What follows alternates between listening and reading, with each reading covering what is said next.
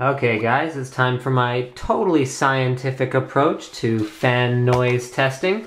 So I'm going to be taking the GTX 580, the GTX 480, as well as the current ruler of the roost on the AMD side, the Radeon HD 5870. I'm going to hold the camera really close to the fan so you can hear approximately how loud it is, and we will do our evaluations based on that. I'm going to make life a little bit easier for you guys this time though, and I'm actually going to cut together all of the fan noises so that you can do an easy side-by-side comparison. So right now we've got the GTX 580 idling, and let's get in nice and close and listen. So we're going to do our idle noise comparison, and then I'm going to follow up with a load noise comparison.